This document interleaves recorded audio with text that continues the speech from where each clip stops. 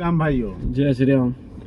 जैसे कि हमने पिछले वीडियो में बात किया था हमारे हिंदुत्व भाइयों को जगाने के बारे में और मुसलमान लोगों के बारे में कुछ फैक्ट हमने बताया था, जो कि अभी तक हमारे हिंदू भाई उस चीज़ को नहीं देख पाए हैं और नहीं समझ पाए हैं।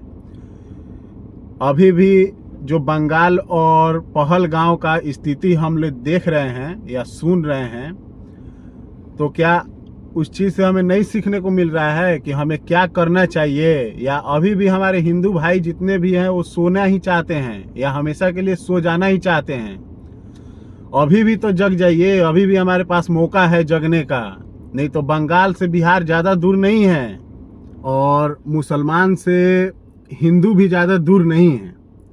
तो हमारे पास अभी भी वक्त है कि हम मुसलमान को जाने और हिंदुत्व को जगाएं और उनसे जितना हो सके हम सतर्कता बनाए रखें और अपने हिंदू समाज को हिंदुत्व को जगाने में जितना योगदान हो उतना करें। यही टाइम है, साल 2 साल 5 साल 10 साल जो भी टाइम है, हम अपने आप को समझाएं, हिंदुत्व भाई को समझाएं और उनको बताएं कि हम तो जैसे तैसे 5 साल 20 साल निकाल लेंगे, लेकिन हमारे आने वाली पीढ़ी जो हमारे बाल बच्चे होंगे उन पे क्या बीतेगा, उन पे क्या अत्याचार होगा। जैसे कि राजा भाई ने बताया, बहुत ही अच्छी बात कही उन्होंने। ये जो मानसिकता का जो विश्लेषण हमने किया हुआ था, देखिए इस बात पे ये बिल्कुल फिट आता है। बंगाल में ये अभी से नहीं हो रहा है, बंगाल में ये बहुत पहले से ये कहानी चल रहा है। बंगाल में 30% 70% पे भारी शुरू से पड़ रहे हैं। पिछली पोस्ट में आपने शायद मेरा नहीं देखा होगा, उस पोस्ट को आप जाकर ध्यान से देखिए। वहाँ पे आप देखिएगा कि हिंदुओं के घर पे पहले निशान बनाया गया था।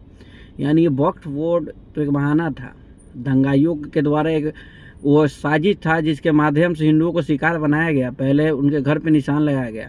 देखिए कमाल की बात यहाँ पे जानते हैं क्या है? कमाल की बात ये है कि जब आप वीडियो क्लिप को देखिएगा, वहाँ पे आप देखिएगा कि जिस एरिया में दंगा हुआ, जहाँ पे हिंदुओं को प्रताड़ित किया गया, जहाँ पे महिलाओं को बोला गया कि कपड़े उतारो, हमारे साथ संबंध बनाओ तो तुम्हारे घर के पुरुषों को छोड़ेंगे, वहाँ पे 2 मुस्लिम का घर था। लेकिन उन 2 मुसलमान के घर पे ना तो निशान था और ना वहाँ पे किसी प्रकार का दंगा हुआ। तो ये हम कैसे मान लें कि ये कोई वक्फ बोर्ड का कोई मामला है, या ये हम कैसे मान लें कि हिंदू को जानबूझ के टारगेट नहीं किया जा रहा है? पहलगांव में भी सेम चीज़ यही हुआ। पहलगांव में भी पूछा गया तुम किस धर्म से हो, जैसे उन्हें पता चला वो हिंदू हैं वो गोली मार देते थे। उनका पैंट उतरवा दिया गया था, पैंट उतरवा के चेक किया गया कि तुम हिंदू हो कि क्या हो, और जैसे ही पता चला कि तुम हिंदू हो वहाँ पर गोली मार दिया गया। तो ये कैसे हम मान लें कि ये लोग जानबूझ के हिंदू को टारगेट नहीं कर रहे हैं?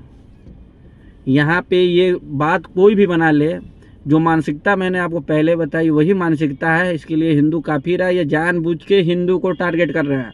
फिर भी हिंदू जातियों में बटा हुआ है। बड़े बड़े बातें करेंगे, ये जातियों में बटेंगे, मेरा जात के लोग ये थे, मेरा जात के लोग वो थे, बस यही करते रहेंगे और ये जातियों में बटे रहेंगे। और वो लोग मारने समय नहीं पूछते हैं भैया कि तुम किस जाति के हो। बंगाल में भी जाति पूछ के नहीं मारा जा रहा था, पहलगांव में जाति नहीं पूछा गया, धर्म पूछा गया।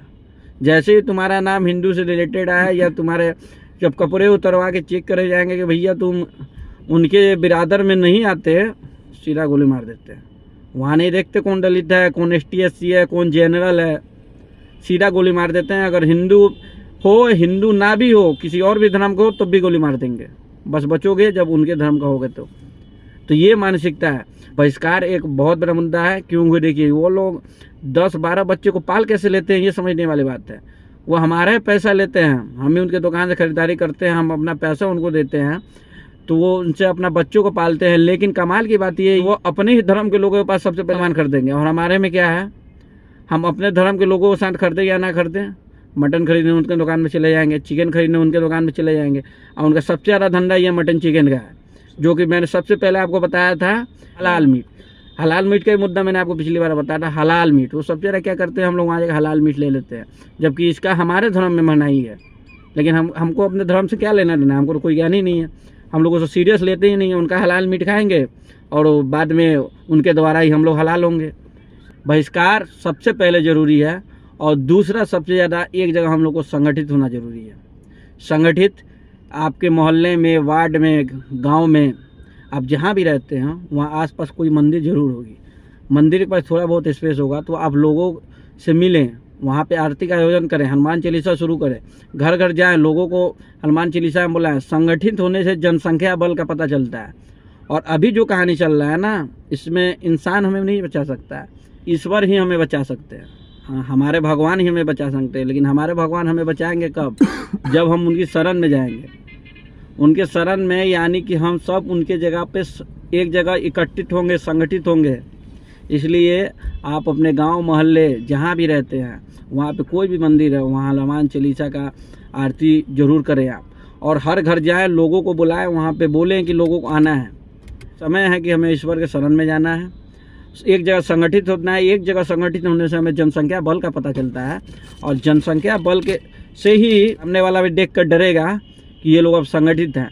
इसलिए जातियों में बंटना बंद कर दे, कि वो जातियाँ में जब तक आप बंटते रहेंगे, आप लिख के रख लीजिएगा, बारी बारी कटते रहेंगे, आप नहीं कटेंगे, आने वाला समय में आपके बाल बच्चा जरूर काट दिए जाएंगे।